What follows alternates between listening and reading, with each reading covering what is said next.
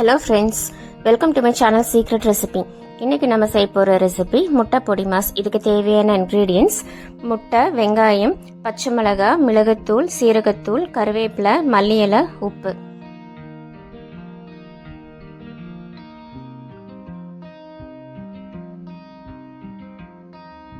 இந்த முட்டை பொடி மாஸ் நம்ம சாதத்தோட சைட் டிஷ்ஷாக யூஸ் பண்ணிக்கலாம். அதோட நம்ம சப்பாத்திக்கும் சைட் டிஷ்ஷாக யூஸ் பண்ணிக்கலாம். நம்ம ஒயிட் ரைஸோடவும் கலந்து முட்டை சாதமாகவும் நம்ம சாப்பிட்டுக்கலாம். அதுவும் டேஸ்ட் ரொம்ப நல்லா இருக்கும். ஸோ ஃப்ரெண்ட்ஸ், இந்த வீடியோக்குள்ளே போகிறதுக்கு முன்னாடி சீக்ரெட் ரெசிபி சேனலுக்கு சப்ஸ்கிரைப் பண்ணுங்கள். ஸோ தட் என்னோட நோட்டிஃபிகேஷன்ஸ் எல்லாமே உங்களுக்கு உடனே வந்துடும். இப்போ வாங்க இந்த முட்டை பொடி மாஸ் எப்படி பண்ணுறதுன்னு பார்க்கலாம். அடுப்பில் ஒரு பேன் வச்சுருக்கேன். கொஞ்சமாக எண்ணெய் சேர்த்துக்கோங்க. எண்ணெய் சூடானோன்னா கடுகு போட்டுக்கோங்க. கடுகு நல்லா பொரிஞ்சதுக்கு அப்புறமா நான் ஒரு பெரிய வெங்காயம் பொடி பொடியாக கட் பண்ணி வச்சுருக்கேன். அதை அதில் நம்ம சேர்த்துக்கலாம். நீங்கள் தேங்காய் எண்ணெய் கூட சேர்த்துக்கலாம், அதுவும் நல்லாயிருக்கும். இந்த வெங்காயம் ஒரு நிமிஷம் நல்லா வதக்கி விட்டுக்கோங்க. நம்ம சின்ன வெங்காயம் கூட யூஸ் பண்ணலாம், அதுவும் நல்லாயிருக்கும். இப்போ இது கூட நான் 2 பச்சை மிளகாய் பொடி பொடியாக கட் பண்ணி வச்சுருக்கேன். அதை அது கூட நம்ம சேர்த்துக்கலாம்.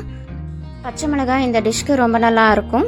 நீங்கள் ட்ரை பண்ணி பாருங்கள். அது போட்டதுக்கப்புறமா நல்லா கலந்து விட்டுருங்க. இதை ஒரு நிமிஷம் நல்லா வதங்கட்டும். நமக்கு வெங்காயம் நல்லா வதங்கணும். அப்போ தான் நமக்கு முட்டை பொடி மாசோட டேஸ்ட் ரொம்ப நல்லா இருக்கும். இப்போ இந்த ஸ்டேஜில் கருவேப்பிலை பொடி பொடியாக கட் பண்ணி வச்சுருக்கேன். அதை அது கூட நம்ம சேர்த்துக்கலாம். கருவேப்பிலை இந்த மாதிரி பொடி பொடியாக நம்ம கட் பண்ணி சேர்க்கும் போது குழந்தைங்களும் அதை சாப்பிட்ருவாங்க.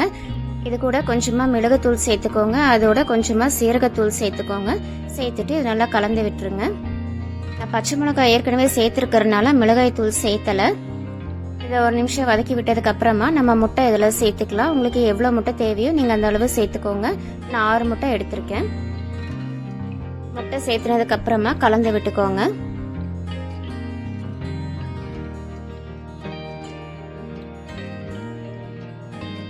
இப்போ இந்த டிஷ்க்கு தேவையான உப்பு நீங்கள் சேர்த்துக்கோங்க.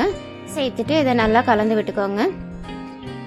உங்களுக்கு முட்டை கொஞ்சம் பெருசாக இருக்கணும்னா நீங்கள் லைட்டாக கலந்து விட்டால் போதும்.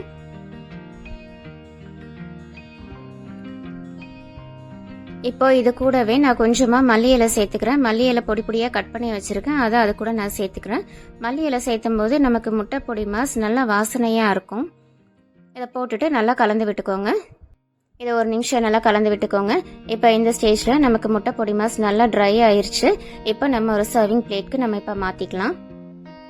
இப்போ பாருங்கள், நம்மளோட முட்டை பொடி மாஸ் சுட சுட ரெடி ஆயிடுச்சு பாருங்கள். இதை நம்ம சூடான சாதத்தோட சைட் டிஷ்ஷாக சாப்பிடும்போது இதோட டேஸ்ட் ரொம்ப நல்லா இருக்கும். இந்த டிஷ் நம்ம ஒயிட் ரைஸோடையும் கலந்து சாப்பிடும்போது முட்டை சாதமாக நம்ம சாப்பிட்டுக்கலாம்.